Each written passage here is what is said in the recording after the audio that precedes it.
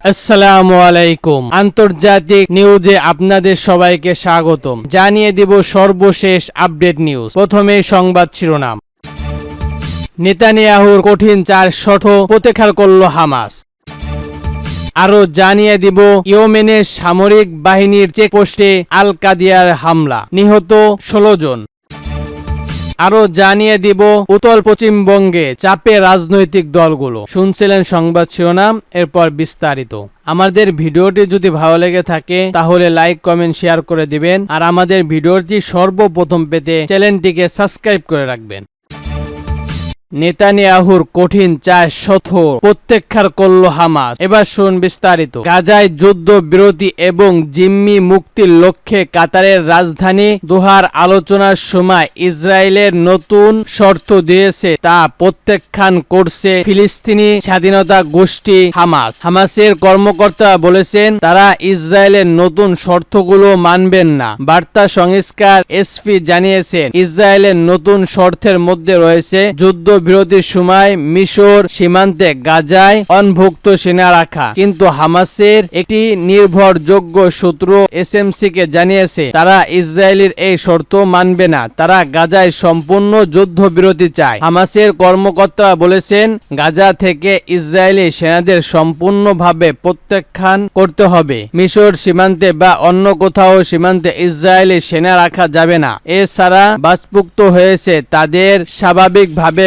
গাজায় পরবর্তী নির্দেশ করতে হবে। শুক্রবার গাজা যুদ্ধবিরতি নিয়ে কাতারের দোহার চলা বৈঠকে কোনো সিদ্ধান্ত ছাড়াই শেষ হয়েছে। মধ্যস্থতাকারী আরও আগামী সপ্তাহে বিষয়টি নিয়ে বৈঠক করবেন। শুক্রবার এক বিবৃতিতে যুক্তরাষ্ট্র, কাতার ও মিশর জানিয়েছে তারা ইসরায়েলের নতুন প্রস্তাব নিয়ে কাজ করছে। এদিকে মধ্যস্থতাকারীদের বরাবর নিয়ে হামাসের একজন উদ্ভর কর্মকর্তা ইজাল আল রশিদ বলছেন ইসরায়েলের আগে আলোচনায় যাতে সম্পৃক্ত হয়েছিল তা মেনে চলেনি। প্রশাসনের একজন পূর্ব কর্মকর্তা জানিয়েছেন সর্বশেষ আলোচনা কয়েক মাসের মধ্যে হওয়া সবচেয়ে সফল আলোচনা। পরের সপ্তাহে কায়রোতে আবারও মধ্যপ্রাচ্যের আলোচনা বসবে আশা করা হচ্ছে। এর আগে বৃহস্পতিবার গাজা যুদ্ধবিরতি মুক্ত নিয়ে দোহার আলোচনায় বসেন মধ্যপ্রাচ্যের দেশগুলোর নেতারা। তবে তা আগ মুহূর্তে এক হামাস নেতা জানান চুক্তিটি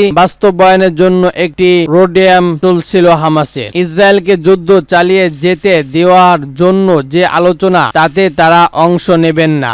গত মে মাসের শেষ দিকে মার্কিন প্রেসিডেন্ট জো বাইডেন যে প্রস্তাব দিয়েছিল তার উপর ভিত্তি করে যুদ্ধবিরতির রোডম্যাপ হওয়া উচিত এবং ইসরায়েলকে নতুন শর্ত যোগ করার জন্য অভিযুক্ত করা উচিত বলে বক্তব্য করেন তিনি। তবে ইসরায়েলের প্রধানমন্ত্রী বেনিয়ামিন নেতানিয়াহুর অভিযোগ স্বীকার করে বলেন হামাস শর্ত পরিবর্তনের দাবি করেছে। এই অবস্থানে দোহানের যুদ্ধবিরতি নিয়ে হামাসকে ছাড়াই দ্বিতীয় দিনের বৈঠক শুরু শুক্রবার। গত বছরের 7 আগস্ট ইসরায়েলে হামাসের চলা হামলায় এরপর ইসরায়েল সামরিক বাহিনীর গাজার হামলাকে ধ্বংস করার জন্য অভিযান শুরু করে। ইসরায়েলের নিহত সংখ্যা 1200-র মতো। এ সময় 250 জন জিম্মি করা হয়েছে আর গাজায় নিহতদের সংখ্যা 40,000-এরও বেশি। যুদ্ধ শুরু হওয়ার পর এখন পর্যন্ত কয়েকবার চেষ্টা হয়েছে যুদ্ধবিরতি নিয়ে স্থগিত চুক্তির। মাঝে সামরিক চুক্তি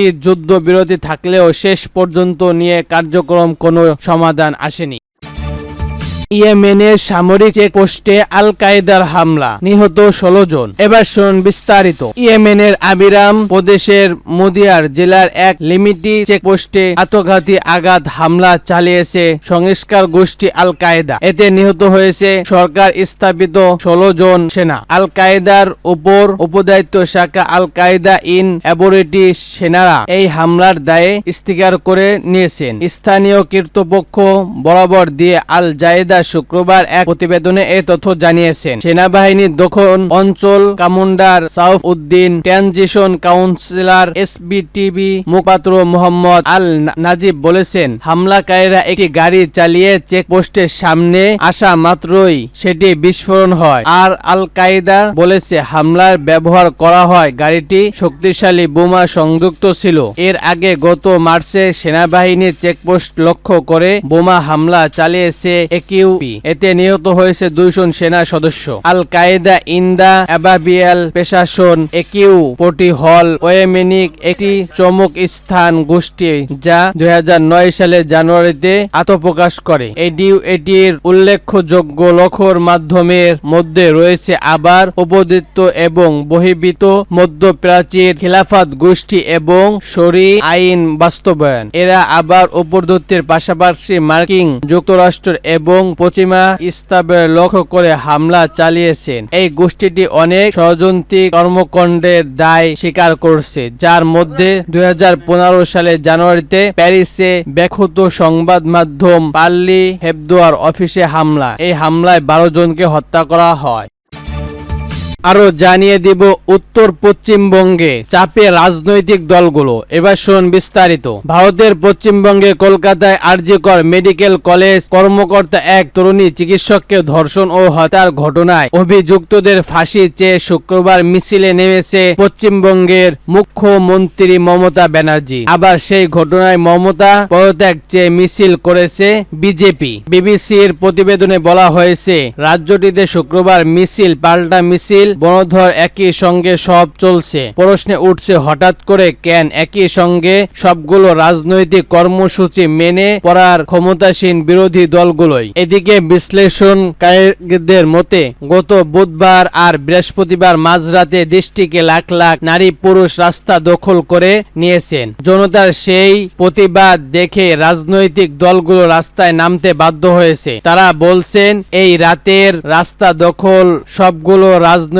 দলের একটা বার্তা দিয়েছে যে নারী নিরাপত্তা ব্যবস্থা বা দোষীদের শাস্তি ব্যবস্থার দাবি নিয়ে দলগুলো যদি শুধু রাজনৈতিক করে যায় তাহলে সাধারণ মানুষ পথে তো নামবেই। আর সেই রাতের দেখে শুক্রবার থেকে রাজনৈতিক দলগুলো রাস্তায় নামতে বাধ্য হয়েছে বলে মনে করছেন বিশ্লেষণকারীরা। রাজনৈতিক দলগুলো রাস্তায় যখন নেমেছে শুক্রবার, তারই মধ্যে আরজিকর মেডিকেল কলেজ সব রাজনৈতিক সব সরকারি মেডিকেল কলেজ জুনিয়র ডক্টররা কর্মবিরতি পাচ্ছেন। দেশের বিভিন্ন রাজ্য রেসিডেন্ট ডক্টররাও কাজ করছেন না। ভারতের চিকিৎসকদের সবচেয়ে বড় সংগঠন ইন্ডিয়া মেডিকেল অ্যাসোসিয়েশন শনিবার থেকে 24 ঘন্টার জন্য ধর্মঘট ডেকেছে। মুখ্যমন্ত্রী মমতা ব্যানার্জি গত সোমবার আরজিকর মেডিকেল কলেজে গিয়ে ঘোষণা দিয়েছেন যে তার সরকার ঘটনার ঘৃত বিচার চায় এবং তারা ফাঁসির দাবি জানাবে আদালতে। পরের দিন অবশ্য কলকাতা হাইকোর্টে কলকাতা পুলিশের দপ্তর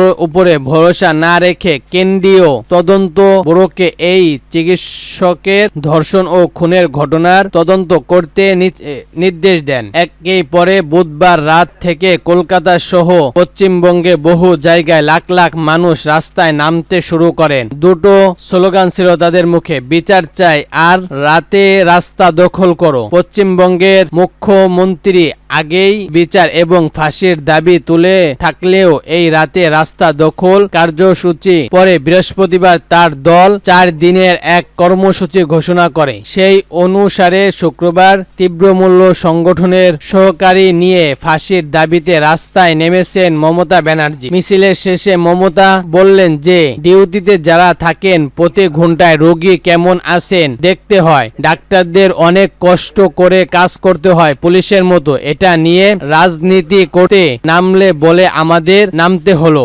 শুক্রবার সকাল থেকে আরজিকর মেডিকেল কলেজ ধর্ষণ ও খুনের ঘটনায় বিরুদ্ধে 12 ঘন্টা ডেকেছিল এসএসডি দলটি। তাদের ক্যান্ডারা অনেক জায়গায় বিক্ষোভ দেখেছিল, পুলিশের হাতে গ্রেফতারও হয়েছে। রাজ্যের প্রধান বিরোধী দল বিজেপি আবার শুক্রবার কলকাতায় ধর্ম অবস্থায় জেলায় জেলায় রাস্তায় অবরোধ আর দুপুরে 2 ঘন্টার জন্য সামরিক কর্মকর্তা ডাক দিয়েছে। মুখ্যমন্ত্রীর বাড়ির উদ্দেশ্য এক মশাল মিছিল করার কথা ছিল মুখ্যমন্ত্রীর পদত্যাগের দাবিতে। তবে মিছিল শুরুর আগেই পুলিশ বিজেপির নেতা কর্মীদের গ্রেফতার করে নিয়ে যাওয়ার সেই মিছিল আর হয়নি। এর আগে কলকাতায় সাম্রাজ্যে বিজেপির ধর্ম অবস্থায় মঞ্চ পুলিশ ভেঙে দিয়েছে, সেখান থেকে বেশ কয়েকজন নেতা কর্মীকে গ্রেফতার করা হয়েছে। অন্যদিকে বামদম গুলো মুখ্যমন্ত্রীর পদত্যাগের দাবি জানিয়ে বলেছে দফা 1 দাবি 1 মমতা ব্যানার্জির পদত্যাগ। এর আগে বহুল আলোচনা ঘন খুন ও হত্যার মামলাগুলোতে মমতা ব্যানার্জি ছোট ঘটনা, বিচ্ছিন্ন ঘটনার মধ্যে আর কি কি মন্তব্য করেছেন সেগুলো তুলে ধরছে বামদাগুলো। রাজনৈতিক বিশ্লেষণ, বিশেষ ভোটাভোটের কথা, সাধারণ মানুষ একটা স্পষ্ট বার্তা দিয়েছেন যে এনাফ ইজ এনাফ। তোমরা যদি নারী নিরাপত্তার ইস্যুতে শুধুই রাজনৈতিক করে যাও তাহলে আমাদের ব্যবস্থা আমরাই করে নেব, ক্ষমতায় রাখি। কলকাতায় একজন পেশাজীবী ও সামাজিক মাধ্যমে অকৃত নারী যৌবতা ঘোষণা করেছেন। রাজনৈতিক দলগুলো শুক্রবার পথে নামছে, কেউ ফাঁসি চাইছেন, কেউ মুখ্যমন্ত্রীর পদত্যাগ চাইতে তার বাড়ির দিকে মিছিল করছেন, কেউ বোধন ডাকছেন। অথচ বুধবারের আগেই এই মাঝ রাতের জনসমুদ্র দেখার আগে কিন্তু এসব রাজনৈতিক কর্মসূচি আমরা দেখতে পাইনি। মাঝরাতে এই লক্ষ মানুষের ভিন্ন রেখে এখন দলগুলো মনে হচ্ছে মানুষ যখন নেমে গেছে, আমরা যদি এখন না নামি তাহলে দলীয় সমর্থন প্রশ্নে উঠবে, তাই এখন তারা মাঠে নামছে, বলছিল সুজাতা ঘোষণা। তথ্যসূত্র বিবিসি।